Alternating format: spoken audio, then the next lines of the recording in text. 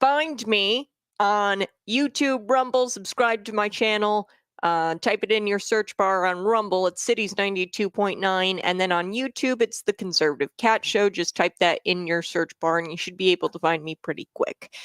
We've got so much to get to today. I do want to talk about Jon Stewart calling out the hypocrisy on his show at the DNC convention. There was so much hypocrisy. Really, it's hierarchy, right? I don't really want to. They know that they're lying to you. We know that they know they're lying to us. But Jon Stewart called it out on his show. Jon Stewart is a liberal, by the way.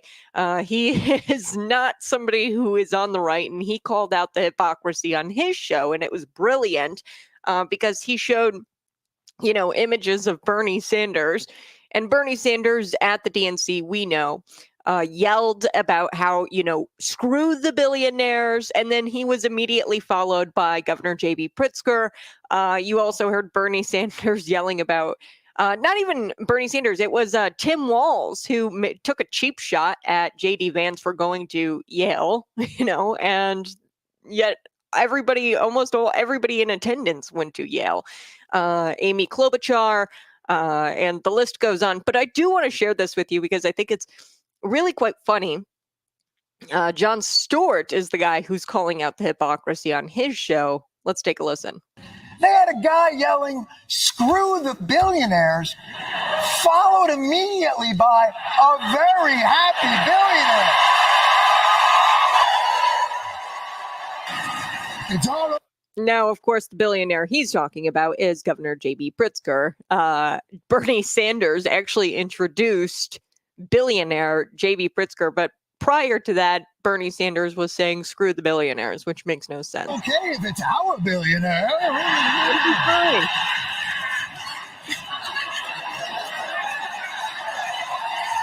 I don't like billionaires, but he's all right. They had guys making fun of people for going to Yale, and a bunch of people who went to Yale. The Democrats had people who prosecuted sexual predators and...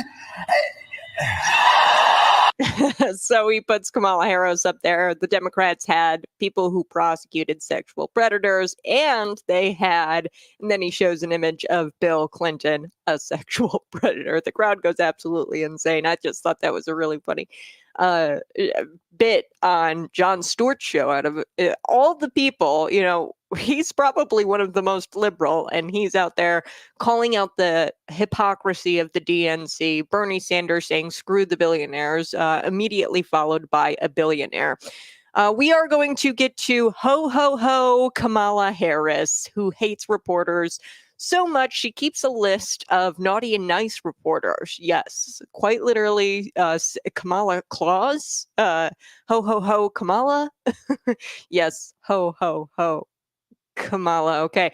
Yes. So she hates reporters. She hates them so much that she actually keeps a list of reporters who do and don't appreciate her. And I'm quoting her here, where she has a list of reporters who don't appreciate her life experience, whatever that means. Kamala Harris, she also shares this video. And now this was a video back in 2020, but it was an endorsement of Marxism. And I know everybody in the mainstream wants to totally forget that Kamala Harris existed prior to 3 weeks ago, that she didn't have a record. She has never said anything in the course of history. She doesn't have an entire political career that we can look at. I know the mainstream will tell you that she didn't exist prior to 3 weeks ago, but that's not true. Like a day before the 2020 election, she released this video that endorsed Marxism. And that's really important. So we're going to take a listen to that video. And of course, RFK Jr., he goes and he annihilates the entire Democrat media regime. He goes and just annihilates them on stage in this must-watch epic fashion. His speech, he was very articulate. He, of course, endorsed Donald Trump. I thought for sure that was going to come down on Friday. There was speculation that it wasn't going to come down. RFK Jr.'s team, there was some infighting going on whether he should drop out or not.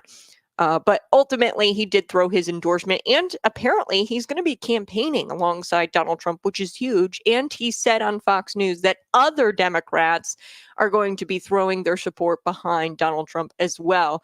I wonder who those people will be, but we'll probably find out more next week. It was brilliantly done, his endorsement. It was after the DNC. So, as I told you, Kamala Harris, she hasn't seen a boost really, maybe it's like a slight boost in polling after the DNC convention. Some polls obviously have her ahead of Donald Trump, but typically you see after a convention that candidates soar to the top of the polls. After the Republican National Convention, you saw Donald Trump up in the polling.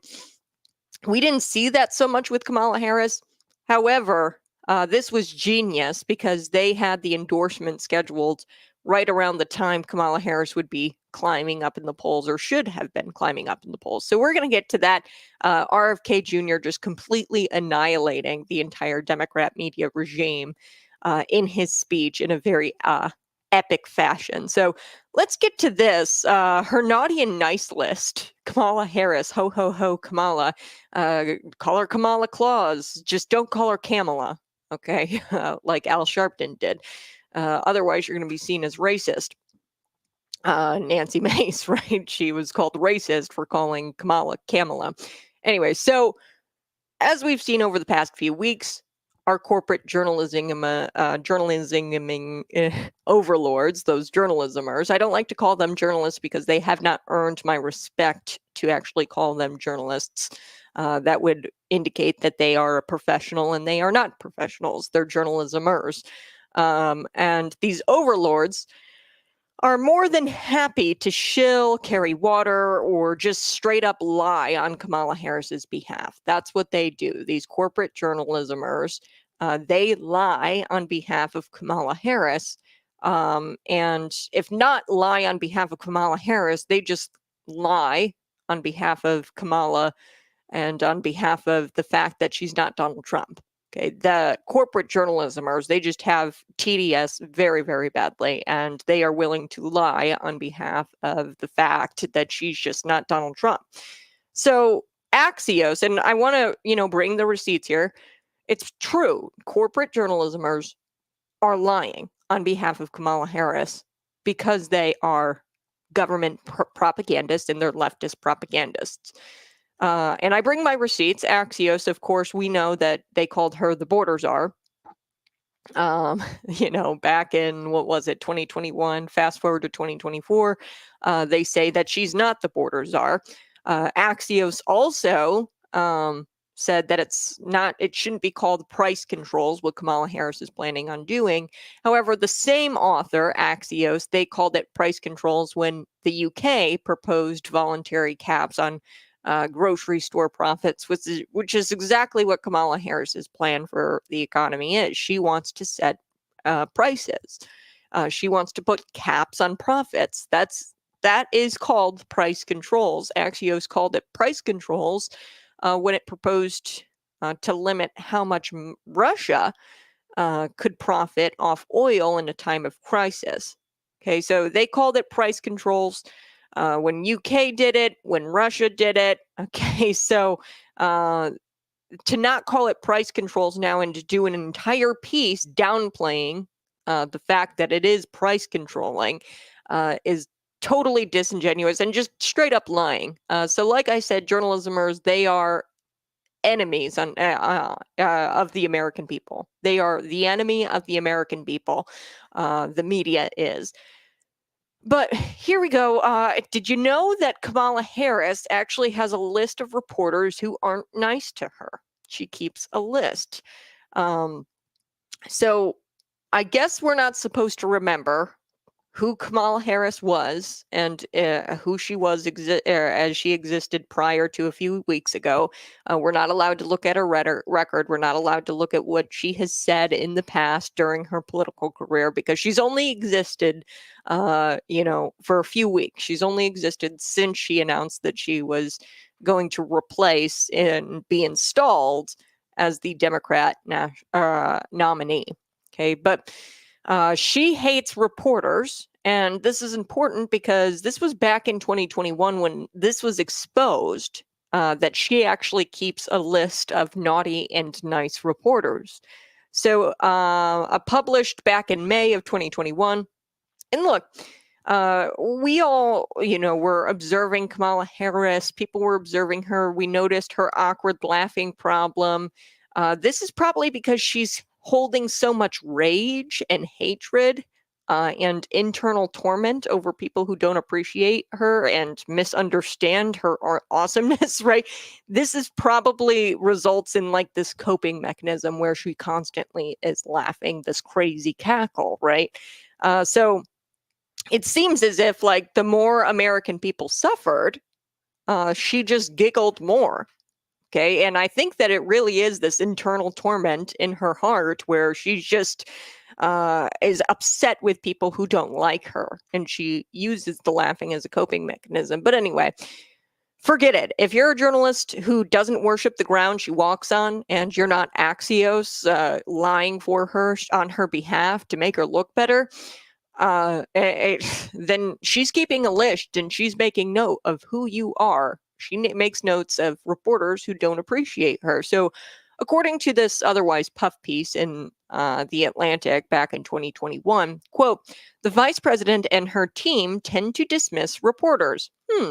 So she's always dismissed reporters. She's always hated reporters. And folks, when you hate reporters and you're in a government position, it doesn't look good. It looks like you have something to hide. Why does she have a complete disdain for reporters? Trying to get her to take a few questions after events is treated as an act of aggression. So she is always getting aggressive with reporters who come up and want to ask questions of her. So Harris herself tracks political players and reporters whom she thinks don't fully understand her or appreciate her life experience. Now, I don't know what she means by life experience. I doubt she's talking about how she launched her political career by shacking up with Willie Brown, the mayor, in her 20s when he was 60s. But we know that that's probably because she grew up without a dad in the household. Statistically, that's just what happens. So I doubt she's talking about that life experience, but I'm guessing she's talking about she hates it and she takes issue with the reporters who don't understand her life experience, the reporters who, I don't know, ask questions on the actual issues. Right. So not just, to celebrate her various hyphenated American groups that she identifies with and identifies as. There's reporters out there. How does it feel to be the first woman Democrat presidential nominee? Right. She loves those reporters, but she can't stand the reporters who ask about things like, price controls. Historically, that always leads to supply issues and people wind up in bread lines. What do you say to that, Miss Kamala Harris? She can't stand those reporters, so she keeps a list, a naughty and nice list of reporters. HOHOHO Kamala. So there's two groups of reporters who kiss her butt and those who are racist sexists. So and this is from the puff piece in Atlantic, an otherwise puff piece, but she continues to retreat behind talking points and platitudes in public and declines many interview requests. Now, this is back in 2021. Remember this. 2021, she was refusing to take interviews, and she declined interviews and opportunities to speak for herself. At times, she comes off as uninteresting. So much so that television producers started to wonder if spending thousands of dollars sending people and reporters on trips with her was worthwhile to go cover her, right? Well, she was, not going to Europe, right? So how embarrassing for Harris that between her and Biden, she's actually the boring one. We had television producers saying, I don't even know if we should go track Kamala Harris because she's kind of boring. She doesn't even take interviews from us. But opposites attract, right? You've got Joe Biden, who's like that 3-year-old who just learned a new curse word. You have no idea what he's going to say when he opens up his mouth. And then you've got Kamala Harris, who just refuses to open up her mouth and refuses to speak in unscripted settings. So everyone wishes Joe Biden was more like that. Kamala Harris and Joe Biden, they're complete opposites, and I guess opposites attract. So, I am sure we can expect Kamala Harris to just, sit down with her naughty and nice list, and she just laughs, writes another name in the book. And of course, who's left holding the bag? You, the American people, because you have no idea where she stands in policy. You have no idea how she answers for things like price controls, because she refuses to take questions. And I can't help but think, if Donald Trump were to do something like this, if he were to keep a list, an enemies list, really, Nancy Pelosi would have already started her third impeachment, a third failed attempt at impeaching him. Okay. If Donald Trump were to keep a naughty and nice list of reporters, could you imagine the outrage? Could you imagine what they'd say about him? But nope, because it's Kamala.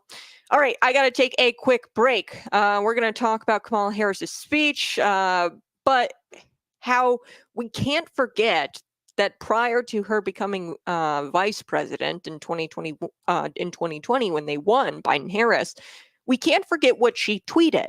Okay, this is a video, and her idea of equality versus equity sounds an awful like Marxism. This video, she quite literally endorsed Marxism.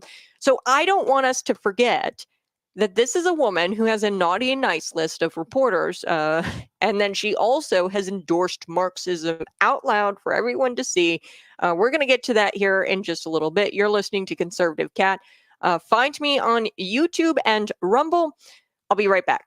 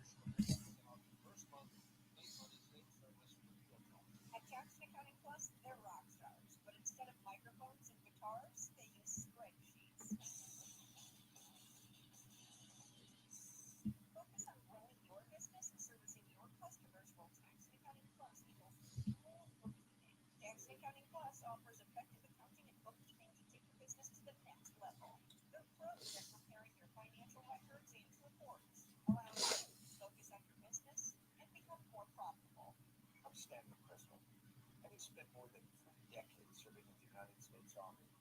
I know what our military members and their families experience in times of war, peace, and every day in between. They serve to keep us safe. Their organizations, like Hope for the Warriors, make sure we never forget them or the families who serve alongside them. Since 2006, Hope for the Warriors has provided life-transforming programs and services right to veterans, military families, and caregivers, as well as families of the fallen. Founded by military families, Hope provides resources and services promoting well-being, financial stability, and community connection for post-9/11 military members and families from all branches of the United States Armed Forces. If you're interested in connecting with any Hope services or interested in giving hope, please visit hopeforthewarriors.org. Thank you.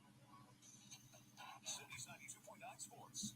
The White Sox became the first team in modern baseball history to lose 100 games in less than 132 as they were beaten by Detroit 9-4 to give the Tigers the weekend sweep. The Sox needed 9 wins the rest of the way to avoid becoming the first team in modern day not to win 40 games in the season. The Cardinals got 2 of 3 from the Twins in Minneapolis, winning 3-2 after grabbing the lead in the ninth. And in Miami, the Cubs fell to the Marlins 7-2, but still took 2 of 3 from the Fish after winning Friday and Saturday. The Bears acquired offensive tackle Chris Williams and a 2025 7th-round pick from the Cleveland Browns for a 2025 6th-round pick. I'm Chris Murphy, Cities 92.9 Sports. At Tax and Accounting Plus, they're rock stars, but instead of microphones and guitars, they use spreadsheets. Focus on growing your business and servicing your customers while Tax and Accounting Plus handles your payroll and bookkeeping. Find the experts at taxaccountingplus.com. Mark Levin here, and you might be on Twitter, Facebook, Rumble, YouTube. Cities 92.9 has it all. Get breaking news and updates about my show. I'm on at 5 weeknights.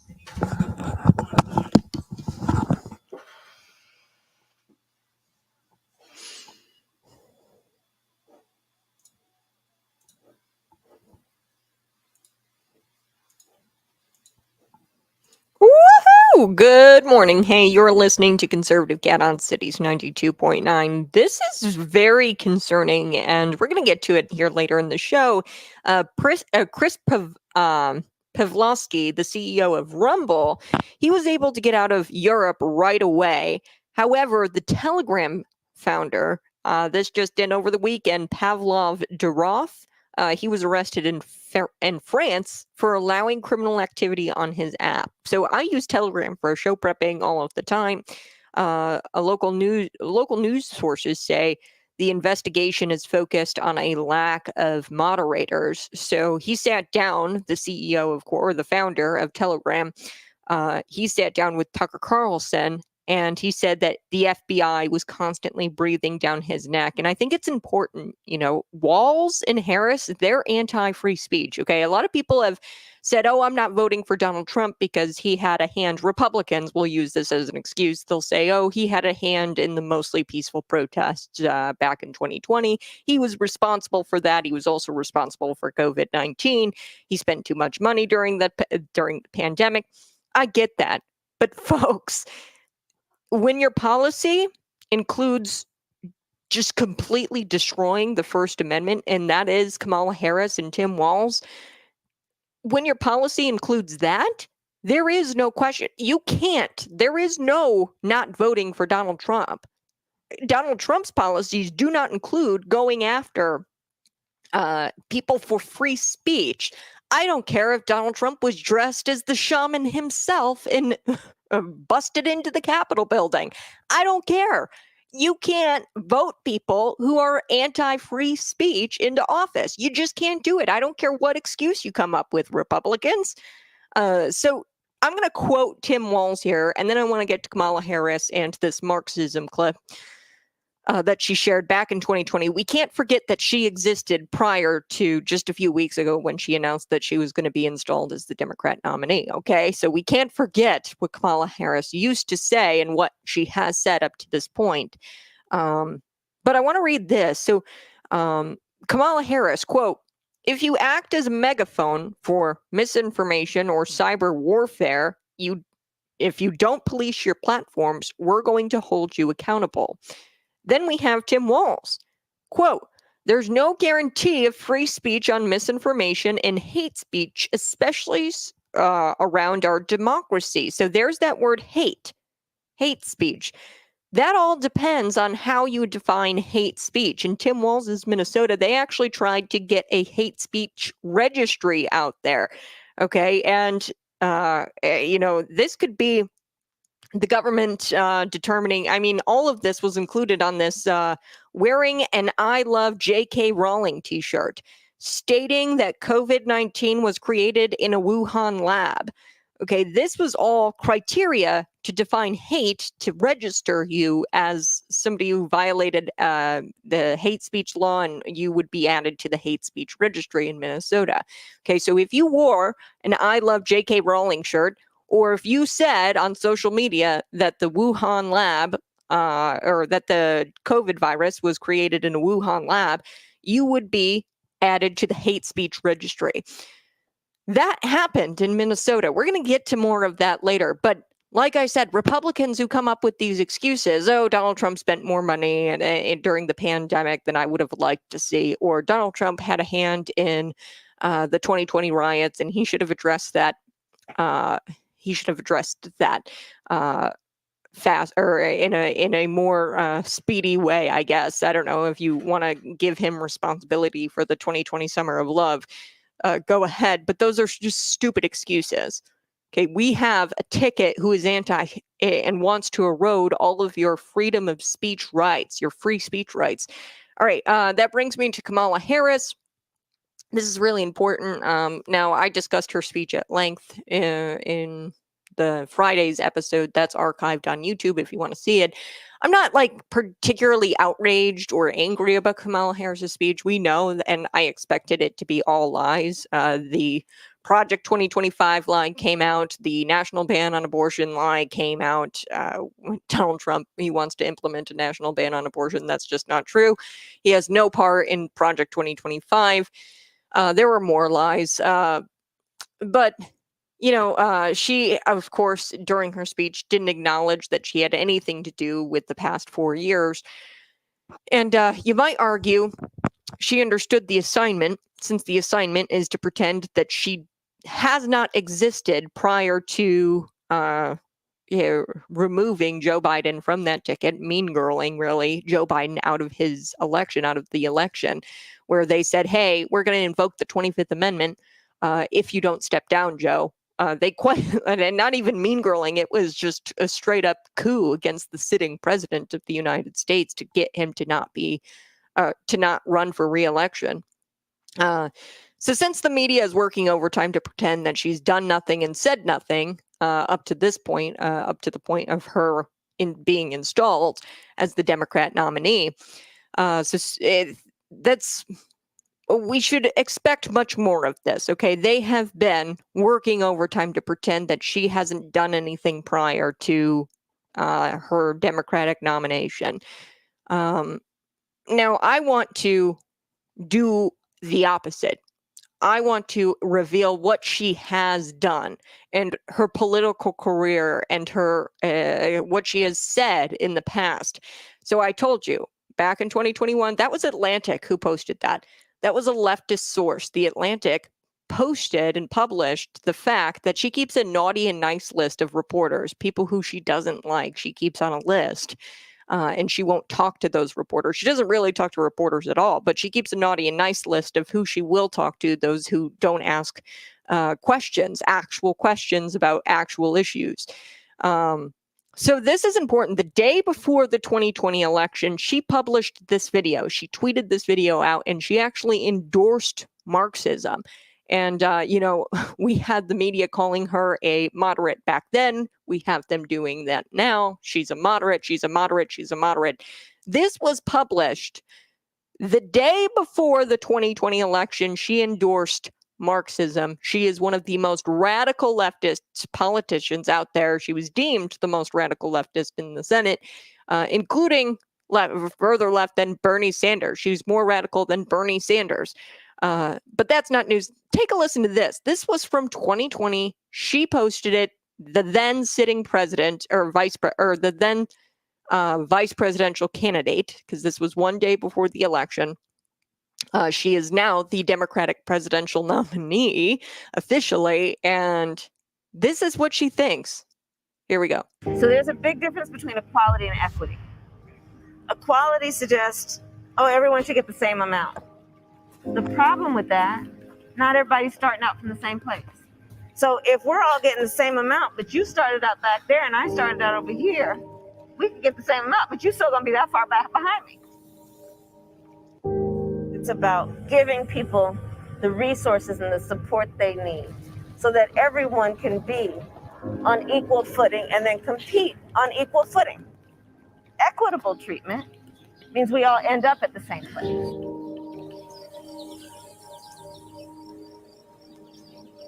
Okay, so that was a video. She had like animations, like cute little animations. I don't care how cute the animations are. I don't care what word you use. This is Marxism, okay? You're supporting the equality of outcomes, and that is, in fact, Marxism. I don't care about Kamala Harris in her Converse shoes. I don't care if she's got Air Ones or whatever new popular shoe that makes her, that has been market tested to make her all slay queen. Yeah, our president, she wears Converse. Isn't she so cool? I don't care about that. I really don't care about her footwear. I don't care that she buys Doritos. All I really care about is her horrible policies and the fact that when she published this, she could have been she was a day away from being president, okay? She could be one day, one heartbeat away from being president, and she endorsed Marxism in this 2020 video, and it should concern you as a voter. I don't care how cute her animation is. I don't care what kind of clothes she wears. I don't care what kind of food she eats. You're supporting equality of outcomes, and that is, in fact, Marxism, because communism, socialism, whatever you want to call it, all the bad isms, equitable treatment means you all end up in the same place. And the only way that happens is if the government takes control. It's authoritarian. This is authoritarian. The only way we end up at the same place is if the government pulls people down who are successful and want to be hardworking. They pull those people down. They overregulate you. They overregulate every single aspect of your life if you're hardworking and you want to be somebody. And then they put people up who are lazy. Okay. They put people up who don't care about where they want to be in life. Okay. That's the only way that this happens, is if the government steps in and pulls up people who aren't hardworking and successful, and then they pull down you by overregulating you and being involved in every aspect of your life. So that's Marxism. All right, I do have to take a quick break. You're listening to Conservative Cat on Cities 92.9. Find me on YouTube, subscribe to my channel, Conservative Cat Show. Type it in your search bar. I'll be right back.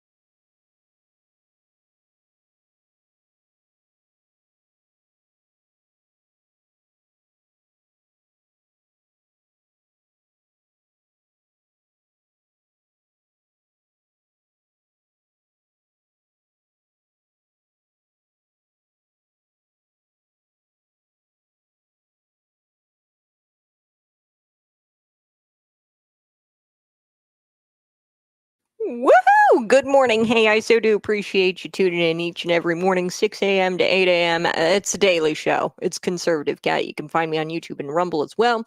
And you can stream the show on the Cities 92.9 app. Download it today. Ho, ho, ho, Kamala Harris. She hates reporters. Now, we've been kind of taking a trip into the Wayback Machine this morning. I shared with you that, yes, in 2021, The Atlantic. So this is a leftist outlet. So for you leftists listening, you're like, oh, that's not true. That okay, it came from one of your approved regime leftist propaganda sites. The Atlantic published back in 2021 that she kept a naughty and nice list of reporters. Okay, so she hates reporters. She doesn't want to do any kind of interviews.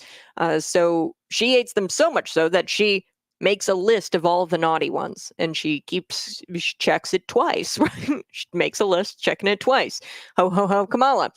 We also played a video for you that basically was an endorsement of Marxism prior to the 2020 election. Kamala Harris tweeted it out as the then vice presidential candidate, and in it talks about equity versus equality, and she's all about equitable treatment.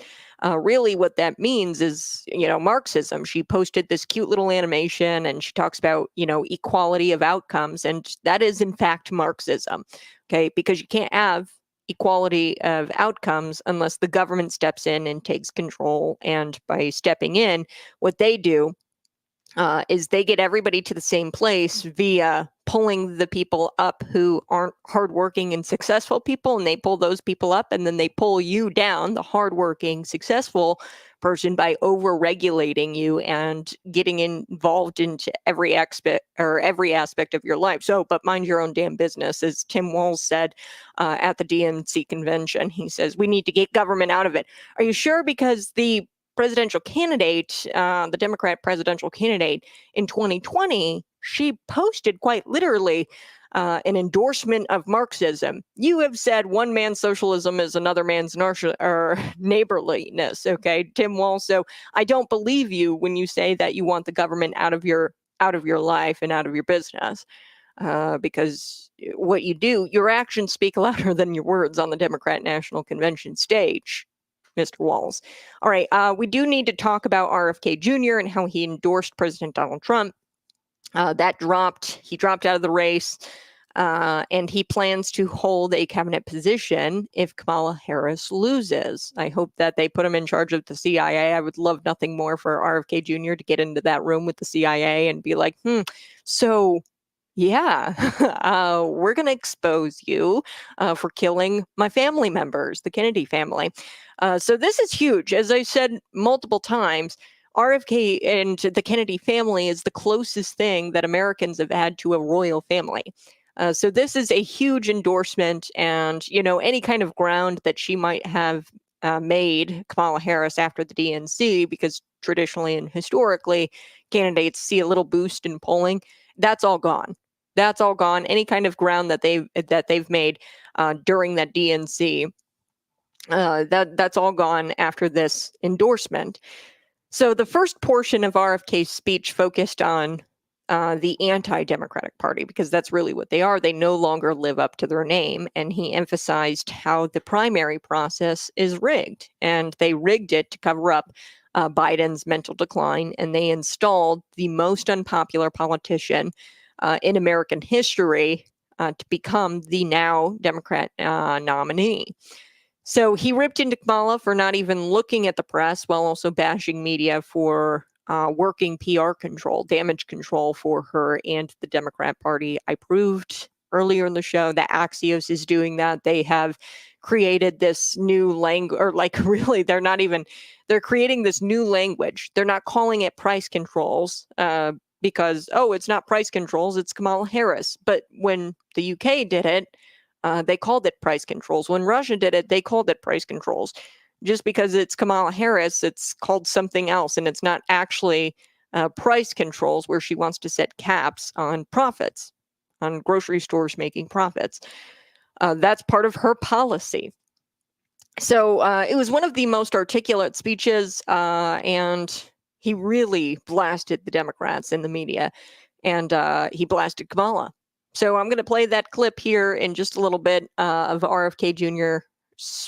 His speech, and we're going to play that in the next segment. And then a little bit later, I do want to get to the Telegram founder being arrested over the weekend. This is huge. And I'm so sick of Republicans saying, oh, I can't vote for Donald Trump because blank, blank, blank, because the 2020 mostly peaceful riots, he was in charge of that then, and he has responsibility for that, and I can't vote for him. That's just an excuse. Or he has responsibility with COVID-19, and he gave out too much money during the pandemic, and I just can't vote for him. Look, folks, these people are anti-free speech. Kamala Harris and Tim Walz, the state of Minnesota, they were working on a hate speech registry where if you tweeted out or posted that the China virus came from a Wuhan lab, you would be on this hate speech registry that they were trying to implement. Now, they watered it down, this bill out of Minnesota, but only after Republicans called them out in the House debate. So I've got the House debate audio for you. I've also got audio from the guy himself, the Telegram founder, who was arrested over the weekend. He was on with Tucker Carlson, and he said that the FBI was breathing down his neck, and they ultimately arrested him. They arrested him in France for allowing criminal activity on his app. And the investigation is focused on how he doesn't have enough moderators on his platform. So we're going to get to all of that here on Conservative Cat Cities 92.9. Find me on YouTube and Rumble. Experience the ultimate surge of energy and focus with Patriot Pump pre-workout. Formulated to ignite your workout sessions, this powerhouse blend primes your body for peak performance. Elevate your training regimen and conquer your fitness goals with Patriot Pump pre-workout. Whatever you do, work at it with all your heart, as working for the Lord, not for human masters. It is the Lord Christ you are serving. Patriot Pump, through a balanced, carefully crafted formula, shifts your focus and you'll find yourself in the gym more and improving God's creation, you.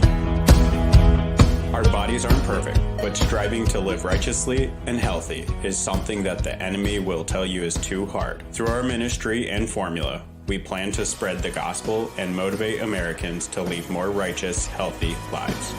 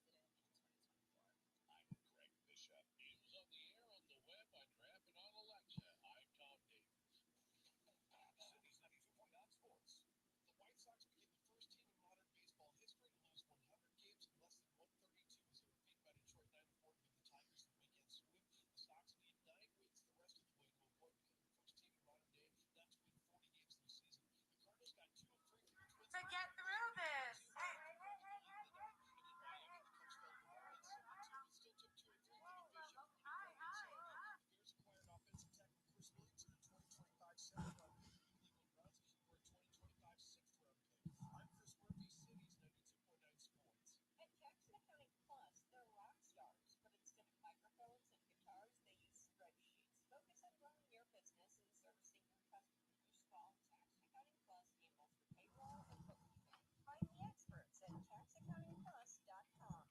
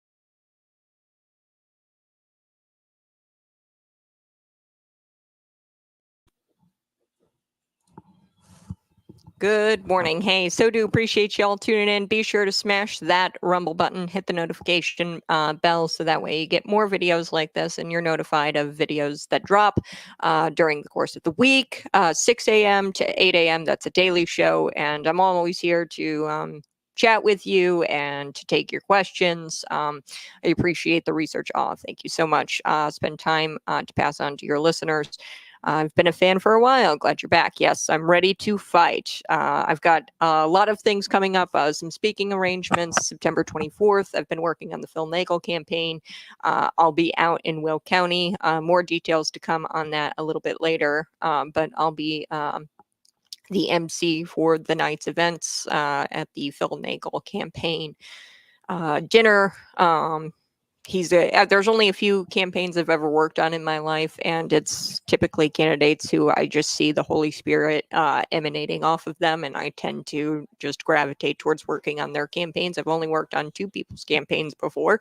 That's Darren Bailey's campaign and Phil Nagel's campaign. So I am a volunteer for the Phil Nagel campaign, and I'm excited to be there. October 6th, myself and Scott Robbins, who has a national radio show. He's a personality. We will be out at Lake Bloomington for a Get Out the Vote event. More details will also be dropping on that event. Soon I will be a keynote speaker, and I would really like for you guys to make it out. We're going to talk about the importance of this election, and like I said, I've always said that, hey, this election is super important. However, this really is one of the most important elections of our lifetime. It actually is, because I just shared with you that Kamala Harris quite literally endorsed Marxism, back in 2020, the day before winning the 2020 presidential election. She came out and she said that she was pro-Marxism, essentially, where she says, hey, we need equitable outcomes. We need equity, not equality. And really what that means is that the government has to take control, pull people down who are hardworking, successful, and then pull the lazy people up, and then you ensure equal outcomes. That is Marxism. There is no way that you end up with people at the same place. There's only one way you do that, and that's with the government involving themselves. It's authoritarian, and I don't care how cute her little animation was with that video in 2020. The facts are the facts. She's pro-Marxism. She also hates journalists, and I'm sorry, but any communist, fascist dictator traditionally has always hated journalists and reporters. She has quite literally a list of reporters who she deems naughty or nice. We're going to get to all of that. Trump got shot. He stood right back up, pumped his fist up in the air. Kamala Harris just got her microphone taken away from her and fled the stage. So I'm going to share this with you now, actually. So let's share this. This is quite incredible. Watch this unfold. These two candidates couldn't be any different. Here we go.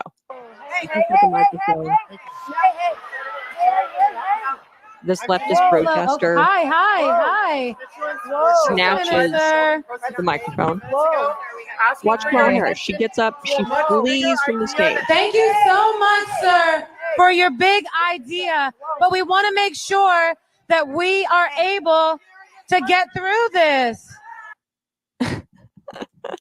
Wow. Absolutely incredible. So there you have it, folks. These two candidates couldn't be any different. Watch her flee. I mean, this says it all. Right here. It's asking for your attention. That says it all. It says it all. Absolutely incredible. She quite literally gets up and leaves. And you've got Donald Trump on the other hand, who got shot inches away from his brain, not even an inch away from his brain, and he stood right back up and he pumped his fist in the air. The choice in November couldn't be more obvious, and it's painful to watch that video, and then you contrast that with the video of Donald Trump getting shot and getting right back up and pumping his fist in the air. I mean, what? And that's what bothers me so much about the DNC, where people were saying, oh, he doesn't care about the middle class. Donald Trump took a bullet for the middle class. Donald Trump took a bullet for democracy. So I'm sorry, but you're going to vote for Kamala Harris, who flees from the stage just because a deranged protester gets up and grabs the microphone? All right, so we're going to get to RFK's speech. I do want to play some of that. We're also going to get to the Telegram founder being arrested over the weekend. That's huge. And we should take note of Tim Walz and Kamala Harris and how they are actively trying to go after your free speech.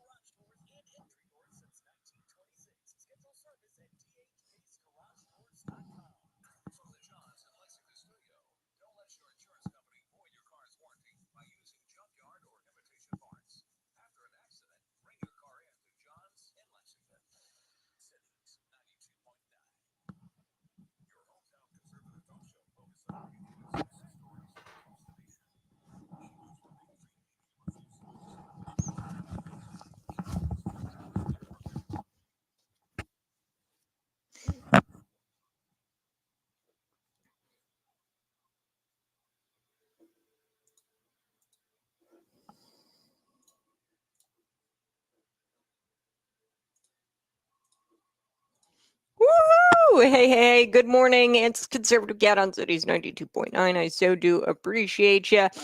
We are going to get to RFK Jr. because he endorsed President Donald Trump. He dropped out of the presidential race, and he plans to hold a cabinet position if Kamala Harris loses.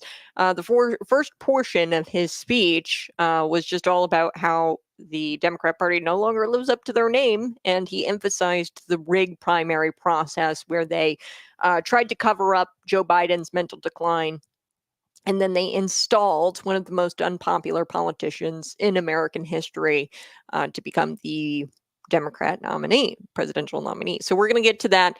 We're also going to get to the Telegram CEO. There was a video that dropped previously when he was on Tucker Carlson's show. So this is why it's such a big deal. Telegram founder Pavlov Durov, he was arrested in France for allowing criminal activity on his app. So this happened over the weekend.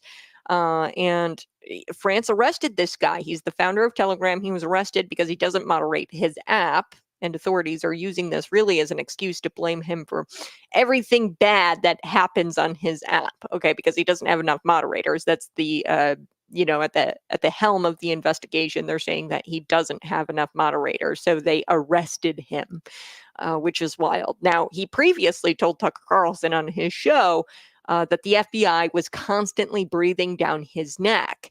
I use Telegram every single day. It's a great platform. And it works because there's no censorship there. So I can actually find articles and what's happening, people on the ground sharing videos of the UK protests. They're protesting the mass illegal immigration over there. And there's so much on Telegram. And he doesn't censor. Okay. He doesn't have enough moderators, so he gets arrested. So he talks with Tucker Carlson, and this was a previous video, obviously, before he got arrested. And he was talking with Tucker Carlson, says, hey, one morning at 9 a.m., the FBI showed at my house and I was having breakfast. And he goes, they're breathing down my neck. So they finally have done it. Now, fortunately, the Rumble CEO got out of Europe right away. They're cracking down, folks, ahead of this election. They're cracking down. The CEO of Rumble was able to get out of Europe. Luckily for Americans, we don't get arrested for these types of things yet. We have a First Amendment right to free speech for now. But Tim Walz and Kamala Harris, if they had their way, you would not have freedom of speech. We're going to take a listen to these couple of clips. I'll play them now. Yeah, I can play them now. I'm going to pull them up here. These are important because this proves that Kamala Harris and Tim Walz are anti-free speech. And I don't care what kind of excuse you want to come up with for not voting for Donald Trump, Republicans out there. Okay, here's Kamala Harris. Republicans out there are trying to make up excuses of why they can't vote for Donald Trump. And it couldn't be more disingenuous. They're just making an excuse at this point because you've got two candidates who are so anti-free speech, it's not even funny. So let's take a listen. Here we go. This is Kamala Harris back in 2021 talking about free speech and how she wants to go after it. If you act as a megaphone for misinformation or cyber warfare, if you don't police your platforms, we are going to hold you accountable as a community. So there's Kamala Harris. Now I do want to play this one. This one is of Tim Walz. Tim Walz says, you have no guarantee to freedom of speech. This is quite incredible. Hold on, let me pull this up. Tim Walz. Hold on, here we go. I'm going to pull this up here. Here we go. Okay, Tim Walz talking about freedom of speech. Here we go. On this, there's no guarantee to free speech on misinformation or hate speech, and especially around our democracy. I think we need to push back on this. There's no guarantee to free speech on misinformation or hate speech, and especially around our democracy. So Republicans, they'll say, oh, Donald Trump, he was responsible for COVID-19. He was responsible for the BLM riots in 2020. Look, I don't care how much responsibility you want to assign Donald Trump for the mostly peaceful protest in 2020, these BLM riots. I don't care. We've got more important issues at hand. We've got two candidates out here that are willing to erode and destroy free speech. Free speech. All right. So before we took the break, I was telling you a little bit about RFK Jr.'s speech. This one's important. We're going to talk about how he pretty much opened up his speech with saying, hey, the Democrat Party does not live up to its name anymore. It no longer lives up to the name. And he says that the primary process was rigged. This was probably the most articulate speech I've ever seen a politician give. And, well, I'll just let you take a listen to RFK himself endorsing President Donald Trump. Here we go. Everybody waiting. 16 months ago, in April of 2023, I launched my campaign for President of the United States. I began this journey as a Democrat, the party of my father, my uncle, the party which I pledged my own allegiance to long before I was old enough to vote. I attended my first Democratic convention at the age of 6 in 1960. And back then, the Democrats were the champions of the Constitution, of civil rights. The Democrats stood against authoritarianism, against censorship, against colonialism, imperialism, and unjust wars. We were the party of labor, of the working class. The Democrats were the party of government transparency and the champion of the environment. Our party was the bulwark against big money interests and corporate power. True to its name, it was the party of democracy. As you know, I left that party in October because it had departed so dramatically from the core values that I grew up with. It had become the party of war, censorship, corruption, big pharma, big tech, big ag, and big money. When it abandoned democracy by canceling the primary to conceal the cognitive decline of the sitting president, I left the party to.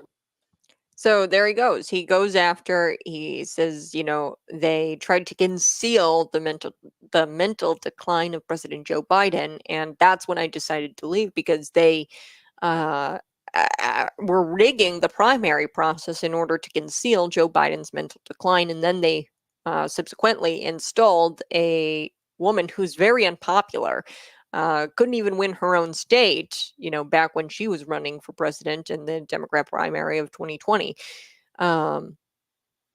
So then he goes on and he talks about how he is going to remove his name from the ballot in 10 battleground states. So as people voting for him in red and blue states won't actually hurt Donald Trump. Okay. So he wants to show the establishment how dissatisfied people are with both parties. So he's keeping his name on the ballot in red states and blue states, just not in the states that are going to hurt Donald Trump. He's also going to go out there and campaign for President Donald Trump. So let's take a listen to more of his speech. Here we go.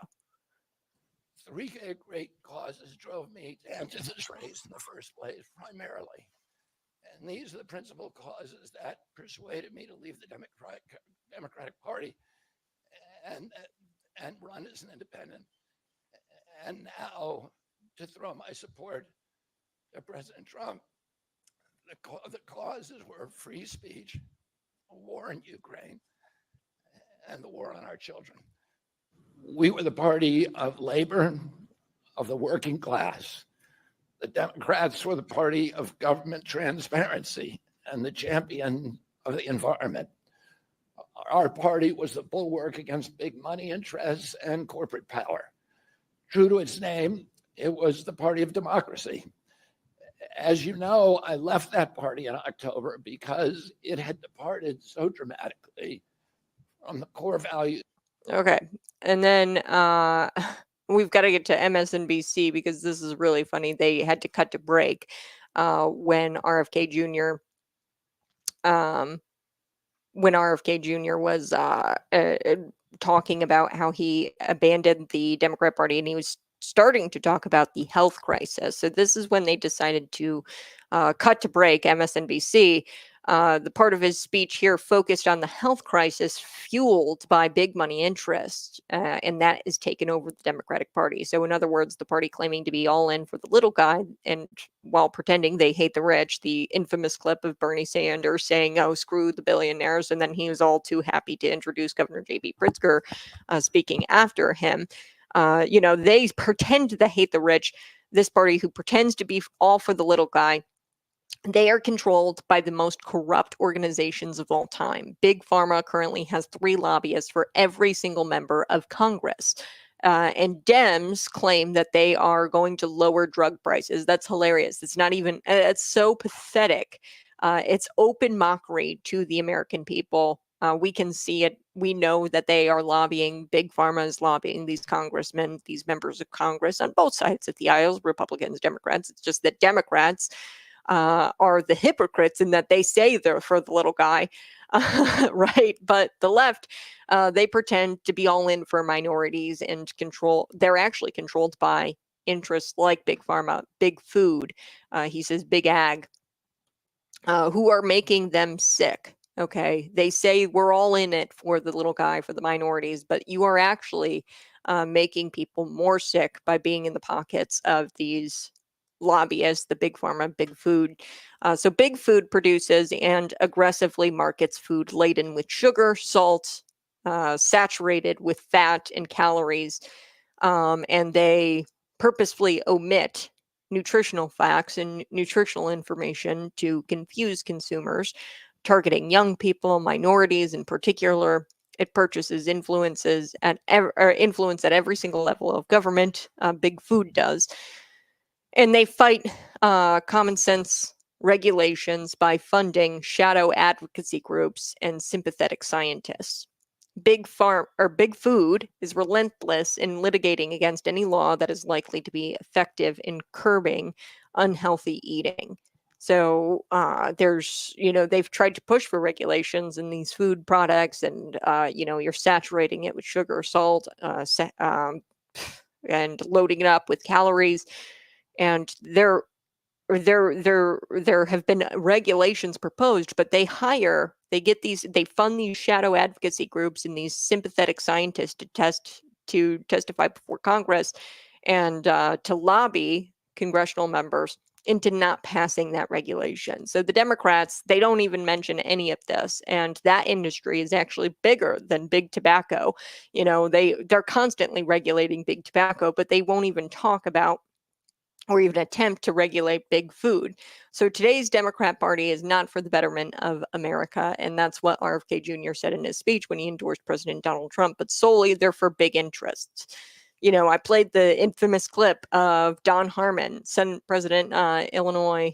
He's the Senate president there, and he said that, hey, I'll scratch my back if you scratch mine, essentially of organized labor unions. Okay, so that's not for the little guy. It's these executives within those unions who funnel thousands, billions, millions of dollars to their campaign coffers, and they're in the pockets of these politicians.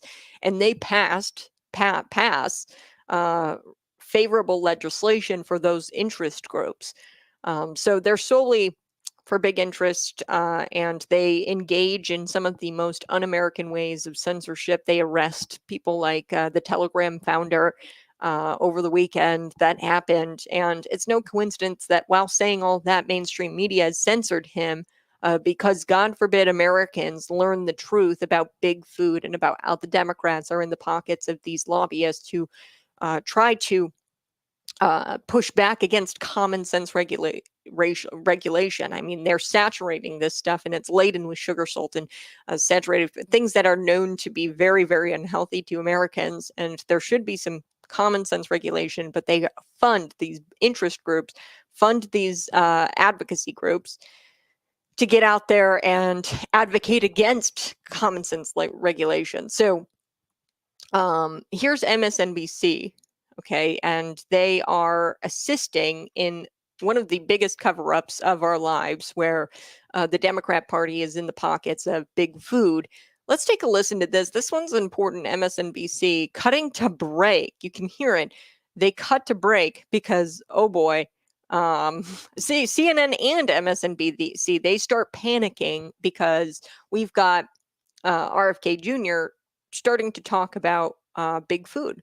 So let's take a listen. Here we go. Say publicly, pictures from Phoenix, Arizona, where Kennedy is expected to say publicly what he's already made official in a court filing, that he will endorse Donald Trump.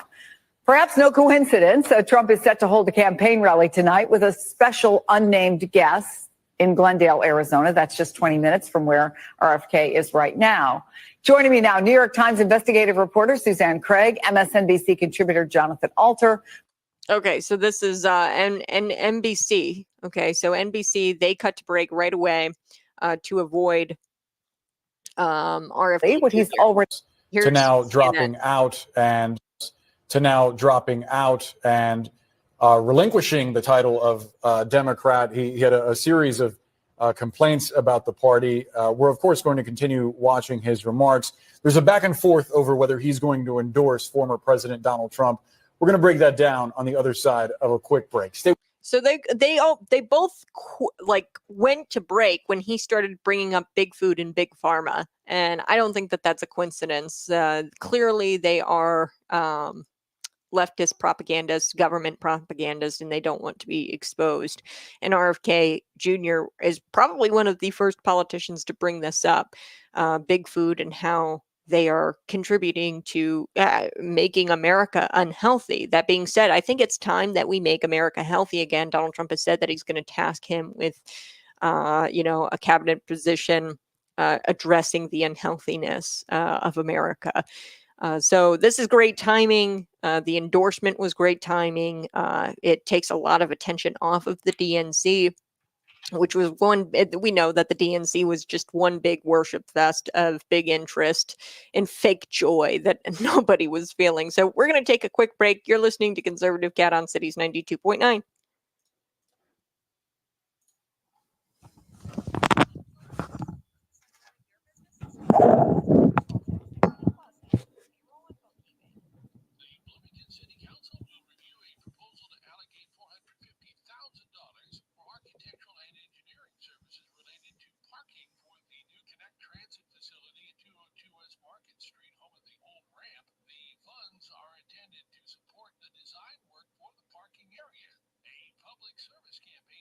Kamala Harris's electric vehicle agenda, Kevin Bessler reports. The American fuel and petrochemical manufacturers has launched an ad campaign called Driver Seat that highlights Vice President Kamala Harris's support for a 100% ban on sales of new gas cars in the U.S. There may be someone new in the driver's seat, but the destination is still the same. A ban on most new gas cars. Vice President Kamala Harris wanted to end sales of all new gas-powered vehicles by 2035, taking away our choices. The Illinois Corn Growers Association joined a coalition of agricultural and oil industry representatives to sue the Environmental Protection Agency what they say is an inequitable and costly electrification of America's vehicle fleet. The lawsuit argues the rule's astronomical price tag requires congressional authorization by Kevin Bessler. Stay tuned. Your forecast is next on Cities 92.9, the news and talk of Bloomington Normal. News on the air, on the web, on your app, and on Alexa. I'm Tom Davis. Here's the Bloomington Normal forecast on Cities 92.9. A heat advisory for today, clear and hot with a high of 93 and a heat index near 101. 73 tonight, tomorrow an excessive heat warning, high with a high near 96 and a heat index near 110. Still 92 for a high on Wednesday. Set your financial goals. One kid wants to go Big Ten, the other Ivy. Your bucket list includes seaside sunrises and sunsets on the slopes, or perhaps a second home away from it all. Busey Bank will help develop the right investment strategy to take charge of the years ahead. Busey Bank, building business, growing wealth since 1868. Proud to be the official bank of the Fighting Illini. Member FDIC.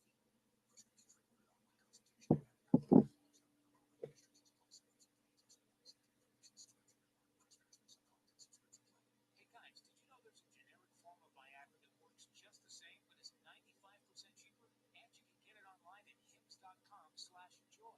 Through Hims, you'll get a free medical consultation to determine the ED medication that's best for you, discreet shipping if prescribed, a 100% online process, and a range of treatment options, including trusted generic alternatives to the name brands, at up to 95% off.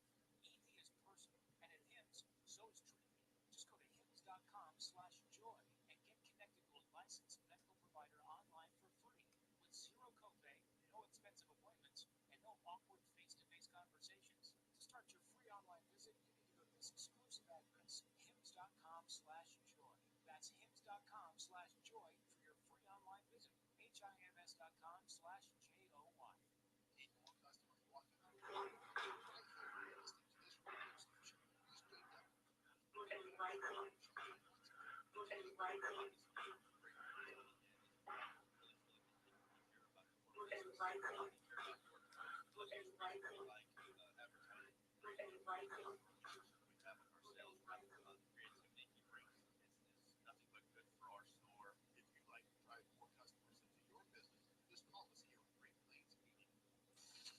Use Cities 92.9 Sports.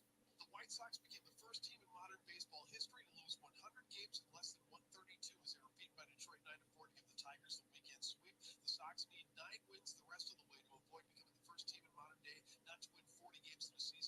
on reproductive rights. The Twins in Minneapolis winning 3-2 after grabbing the lead in the ninth. And in Miami, the Cubs fell to the Marlins 7-2, but still took 2 of 3 from the Fish after winning Friday and Saturday. The Bears acquired offensive tackle Chris Williams and a 2025 7th-round pick from the Cleveland Browns for a 2025 6th-round pick. I'm Chris Murphy, Cities 92.9 Sports. Join the fun and explore the Republican vision for the future with Kathy Selby and Dr.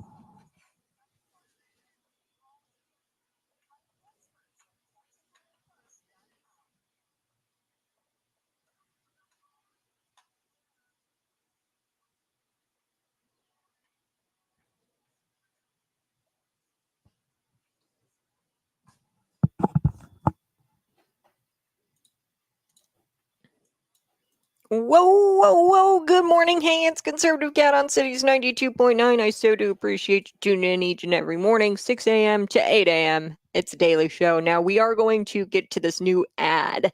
The Trump campaign, they just released an ad reminding service workers how the Biden-Harris administration actually set up an army, and they sent out an army of IRS agents to go after tips via this Inflation Reduction Act. Okay, this was part of it, where they hired 87,000 IRS workers to go investigate people who are in the service industry and service workers who get tips. Okay, so this is what happened. So there's never been a time where a Democrat has vowed to lower taxes and has actually done it. Okay, Democrats, they don't vow to lower taxes or put more money in your pocket. And they've actually followed through on it. Okay, Democrats don't do that. I think the last time was probably when JFK was in office, right? That was probably the last time a Democrat actually followed through and did something like that. Now, it's very important that when a lifelong Democrat like RFK Jr., from an iconic Democrat family, the closest thing to a royal family I think Americans have is the Kennedy family. When he tried to run as a Democrat and his running mate was a Democrat and he is a Democrat, they all try to warn you about the dangers of voting Democrat this election. You should probably listen to them. Okay, when he's warning you, RFK Jr. is warning you, and he's a lifelong Democrat, his running mate was a lifelong Democrat, and they are the closest thing to a royal family, the Kennedy family, that America has, you should probably listen to the guy. Okay, so I want to talk about Harris copying Donald Trump's no tax on tip policy, because she doesn't plan to do it. You want to know how I know that? Because she would have already done it had she planned to do it, because she's 10 steps away from the Oval Office. And we know de facto she's the president of the United States because Joe Biden isn't running anything. So she actually was a tie-breaking vote in this IRS new program that screws tipped workers. So let's take a listen to this new ad. I think you guys are going to like it. It's a Trump campaign ad where they prove that, hey, Kamala Harris, she's not going to do this no taxes on tip things. You want to know why? Because she was instrumental in sending out an army to go after IRS army to go after people who make tips. So let's take a listen. Here we go. Don't let Kamala Harris fool you. Harris not only supports taxing service workers' tips, news reports confirm Biden and Harris have weaponized the IRS to confiscate your tip money. Harris and Biden have literally unleashed the IRS to harass workers who receive tips. And they just may be coming to your house next. Only President Trump has a plan that ends all taxes on service workers' tips. President Trump, he's on your side. So there we go. There's the Trump campaign ad. And they cited in this ad the Americans for Tax Reform publication where they proved this, that the Biden-Harris administration, they pledged to increase IRS audits on Americans making less than $400,000 per year. Okay, so yeah, they're totally for the little guy, right? So they increased the IRS audits. This is an IRS crackdown on tip service industry workers, and it was announced just months after the Biden-Harris administration and congressional Democrats spent $80 million to increase the size and power of the IRS. And this was a program that they implemented just last year. So they wanted to go after tipped workers who make less than the $400,000 per year. The Biden-Harris IRS chief did not provide an answer to the question of how many tipped workers are there out there that make more than $400,000 per year. And he didn't have an answer. Thus, somehow, they deserved heightened IRS audit scrutiny. Okay, they wanted to go after Americans making less than $400,000 a year. And that's by default all tipped workers. Okay, tipped workers don't make over $400,000 a year. So they claim to be for the middle class, but clearly they're not. They lied when they claimed that they are for the middle class in the DNC. She says that she was for the middle class, and I can't stand when Kamala Harris says she comes from humble beginnings, because that's just not true. She grew up in the wealthiest suburb in Canada, or Montreal suburb in Canada, and her mother was a cancer researcher, scientist. Her father, who wasn't in the home because they got divorced, doesn't mean he didn't financially contribute to their well-being, right? He was an esteemed professor, I believe. She comes from a family of slave owners, actually. Hamilton Brown is what his name is. He was a slave owner. That's her great granddaddy, and he enslaved brown people on plantations, right? So that she does not come from humble beginnings, folks.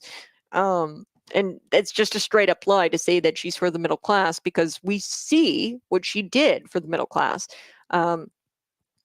And they're lying when they say there's going to be no taxes on tips. Democrats have never followed through on those low-ring taxes. They've never done that, except when JFK was in office. That was probably the last time they actually followed through. So not only are her claims disingenuous, the entire DNC was intended to gaslight people into believing that poor is the morally justified thing to do, and having money is evil. Being prosperous is evil. And they want you to feel bad for making money, and that you wanting to have money and more money in your pocket is evil. And when that doesn't work, they say inflation is not real and it's actually price gouging. They try to make you feel bad for wanting more money, and that it's cool to be poor. It's not cool to be poor. It's not evil to want to have money and work for that money. It is evil to steal money from other people. So, and that's exactly what they do. They're the price gougers, the lawmakers. So even though that's all said by people with more money than most Americans could even dream of, okay, they say that, oh, being poor is awesome. I came from humble beginnings. Me, Kamala Harris, I'm middle class. I'm just like you. They say that, but they have more money than Americans could even dream of. Bernie Sanders, screw the billionaires. And up next, my good friend, Governor J.B. Pritzker, who is also a billionaire. Michelle Obama, she got up there. I think she had like $3,000 shoes on, or a $3,000 dress, $1,000 shoes. And she said that, she's always suspicious of rich people. Okay. And they have estates in Hawaii. They have all kinds of houses everywhere, $1 million homes. She has a net worth of $70 million. And Kamala Harris, she says that she won't tax tips. She's lying. Okay. Michelle Obama saying she's suspicious of rich people, that she's lying, okay, because she is a rich person. She's got a net worth of $70 million. And there's nothing more infuriating than a bunch of millionaires telling you that you wanting to make ends meet is wrong. Okay. And they advocate for policies to make sure that you will never be able to make ends meet. Things like the Inflation Reduction Act that increased inflation and prices by 20%. So I want to get to Elizabeth Warren. I've got to take a quick break. Elizabeth Warren, she was on CNBC, and CNBC, Joe Kernan, he handed her some common sense. And that's not very common among Democrats. Common sense is not something they've got. But she says that, the increase in prices, this is all price gouging, and you can't attribute it to inflation. But Pocahontas, she couldn't even name one corporation that is engaged in price gouging, of what they call price gouging. Price gouging is nothing more than a leftist lie. And they say that price gouging is is the true thing behind or like why you're experiencing higher prices at the grocery store, which just is not. It's a leftist myth. So we're going to talk about that here coming up next on Conservative Cat Cities 92.9. Find me on YouTube and Rumble. We'll be right back.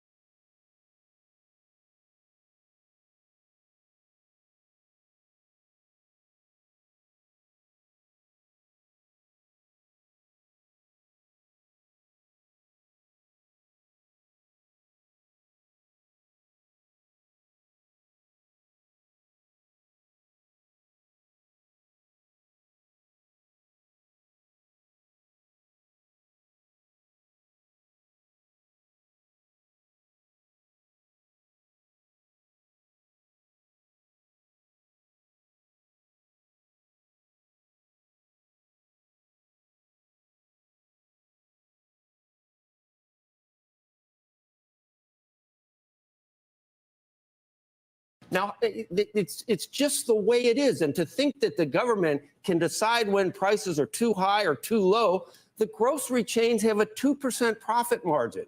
How about Apple with 50% or 40%? How do you decide? This is not the government's place to do these things. It's a fool's errand. And it also is, you're using it to divert the real cause of inflation over the last 4 years, which was because you had demand after the pandemic, which obviously, there was a lot because we reopened, and all of a sudden there's supply chain issues, and the demand is juiced by all the stimulus from the IRA and all the other spending that we did.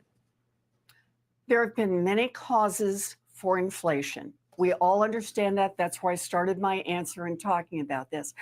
But one of the causes of prices going up is that there are companies that have market dominance that have said, oh, this is a moment when everyone is talking about... Okay, give me another. Name another one. Give me an instance. If you give me an instance. Finish my argument here? Okay, go ahead.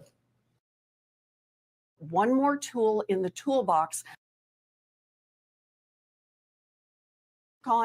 We just want to put one more tool in the toolbox when CEOs are going on the phone saying, boy, inflation is great because it gives us a chance to raise our prices. It's not about diverting the attention away from the real issues that might actually help the middle class that you always talk about helping. For 40 years, companies didn't know how to price gouge until 3.5 years ago when President Biden was elected. Where was the price gouging? We had 40-year highs in inflation. Where was the price? They just learned how to do this 3.5 years ago? No, the difference is prices were not going up. And as I said, prices started going up for a whole host of reasons. Prices went up because of the pandemic. Prices went up because of supply chain kinks. Prices went up because of the war in Ukraine. Prices were going up. And the difference is when they started going up sharply and people noticed, that some companies also noticed and said, we could raise our prices just passing along costs. That's what you do in a competitive market. This is not but widespread, some companies, Senator. This is not widespread. I let you finish. In some the example you use for Kraft, the example you use for Kraft is totally fallacious. It's totally fallacious. You throw the numbers. And you just want to keep talking. The earnings calls CEOs have gotten out. It's well documented. And they have said, we can raise our prices far more than passing along costs. And said to their investors, we have a great future ahead of us because it's not our a monopoly. profit margins are going to increase.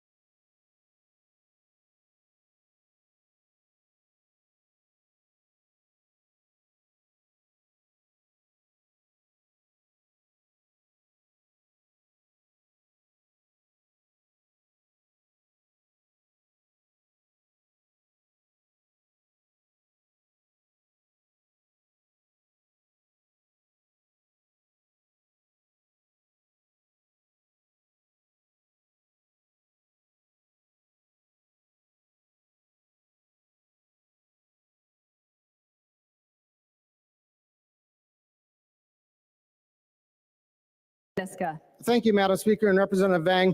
If a Minnesotan writes an article claiming or arguing that COVID-19 is a Chinese bioweapon that leaked from a lab in Wuhan, and someone reports that article to the Department of Human Rights, is that something that the Department of Human Rights should put in their bias registry under your bill? Representative Vang.